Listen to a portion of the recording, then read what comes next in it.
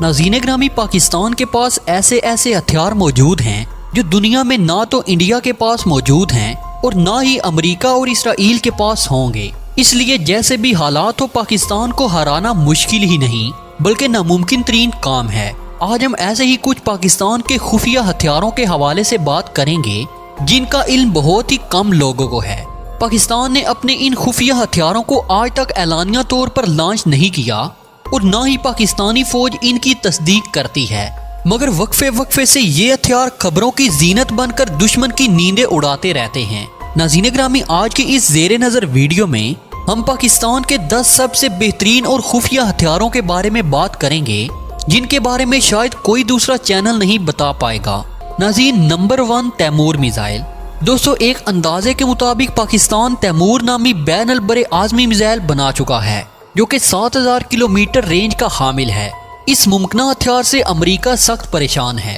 America की इस परेशानी का अंदाजा आप इस बात से लगा सकते हैं कि अमेरिकी सदर बराक ओबामा ने अपने दौरे इक़्तिदार के आखिर में पाकिस्तान को इमदाद के इवज़ अपने मिसाइलों की रेंज कम करने के सिलसिले में बात की थी, जिसे साबका वजीर आजम नवाज शरीफ ने जनरल राहील शरीफ के खौफ से ठुकरा दिया था।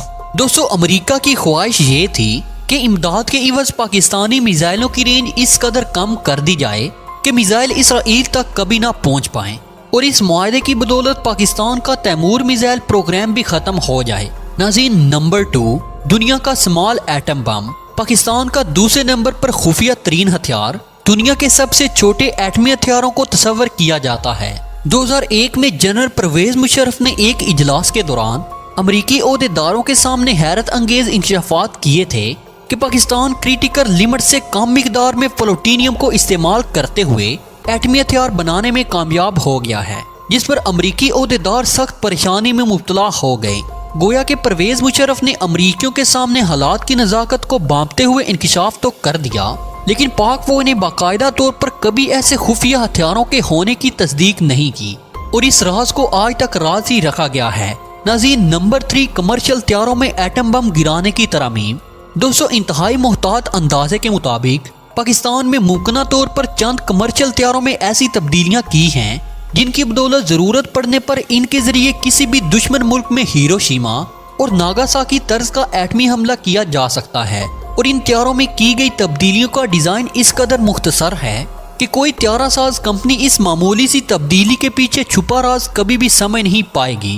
नाज़रीन, नंबर 4 हाइड्रोजन बम। नाज़रीन ग्रामी, एक मुनज़्ज़म अंदाजे के मुताबिक पाकिस्तान ने 2012 में हाइड्रोजन बम तैयार कर लिया था। अगरचे हाइड्रोजन बम से मुतल्लिक अभी तक फौज की जानिब से कोई बयान सामने नहीं आया, लेकिन दुश्मन के दिलों में दहशत पैदा करने वाला ये हथियार खुफिया हथियारों की लिस्ट में हमारे पास चौथे नंबर पर आता है।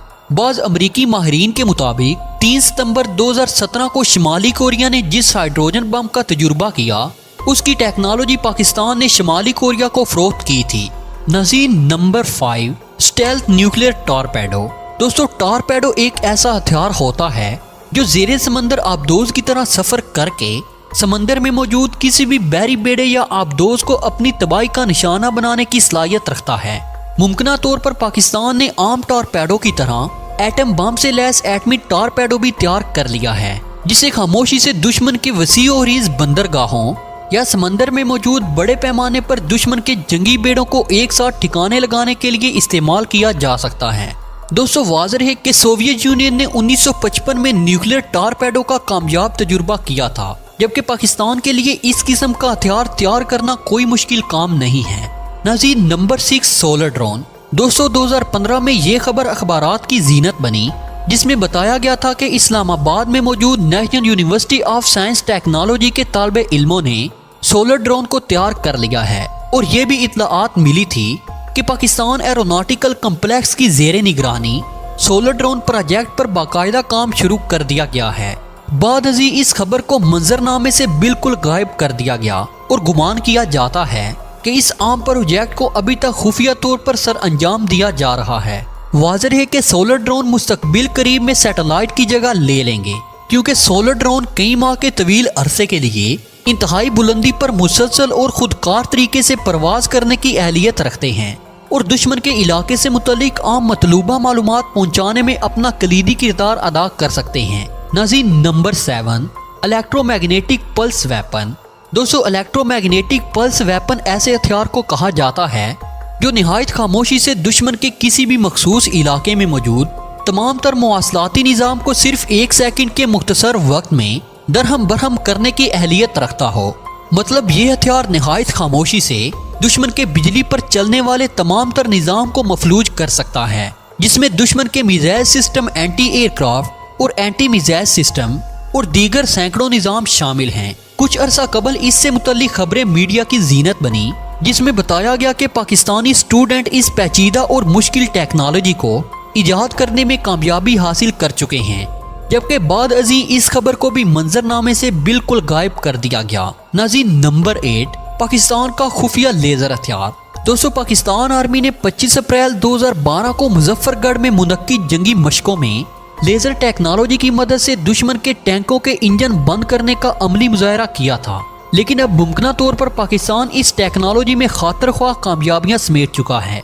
मुख्तलिफ इकसाम के लेजर हथियार तैयार कर लिए गए हैं। इन हथियारों को भी अभी तक खुफिया ही रखा गया है। नाज़रीन, नंबर 9, हीट सिग्नेचर को छुपाने वाला नेट। दोस्तों ये खबर भी गर्दिश में है कि पाकिस्तानी साइंसदानों और इंजीनियर्स ने अपनी अनथक काविशों से एक ऐसा जाल तैयार कर लिया है जिसे अगर किसी किस्म के असले एटम बम या फिर किसी भी एटमी मिसाइल पर डाल दिया जाए तो ये जाल जदीद तीन अमरीकी, इसराइली और रूसी रेडार्स और सैटेलाइट की नजरों से इन चीजों को महफूज बनाता है।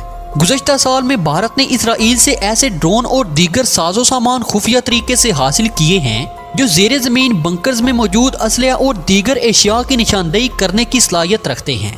लेकिन पाकिस्तान के पास मौजूद इस मुमकिन टेक्नोलॉजी से ये तमाम तर दुश्मन के किसी भी काम नहीं आने वाली।